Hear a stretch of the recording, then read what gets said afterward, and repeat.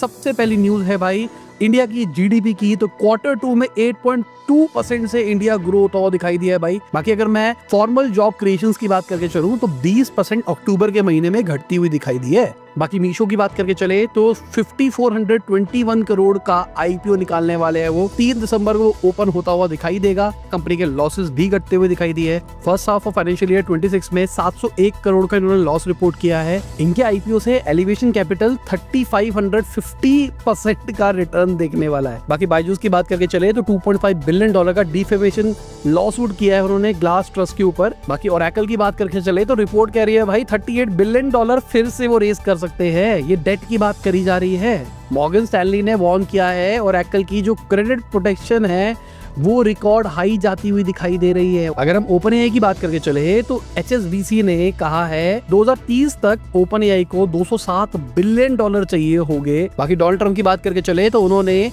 Income tax खत्म करने की बात करी है यूएस के अंदर। इसके अलावा डोनाल्ड ट्रम्प ने कहा है जो माइग्रेशन है थर्ड वर्ल्ड कंट्री से उसको पॉज कर दिया जाएगा। बाकी एप्पल की बात करके चले तो सैमसंग से आगे निकल गया है वर्ल्ड टॉप स्मार्टफोन मेकर के अंदर। बाकी एप्पल महंगा हो सकता है इंडिया के अंदर। रिपोर्ट्स की माने तो आईफोन 17 के प्राइस 7000 बढ़ सकते हैं इंडिया के अंदर। बाकी बंधन बैंक की बात करके चले तो वो 7000 करोड़ का एनपीए बेच रहा है भाई अपना। बाकी अडानी ग्रुप की बात करके चले तो फाइनली उन्होंने एफएसटीसी के 72.8% स्टेक्स खरीद लिए हैं 820 करोड़ के अंदर। इसके अलावा रिलायंस की बात करके चले तो 56 करोड़ का जीएसटी पेनल्टी का नोटिस उनको सर्व किया गया है। बाकी जीरोधा की बात करके चले तो उन्होंने $5 मिलियन तिजोरी के अंदर इन्वेस्ट किया है। बाकी गली लैब्स की बात करके चले तो 70 करोड़ रुपए रेज किया है उन्होंने भाई। दीपेंद्र गोयल जी बैक्ड है। बाकी उबर की बात करके चले तो 200 करोड़ रुपए उन्होंने इन्वेस्ट किया है उबर इंडिया के अंदर। बाकी हमारी गवर्नमेंट ने न्यूक्लियर पावर सेक्टर को ओपन कर दिया है भाई प्राइवेट प्लेयर्स के लिए।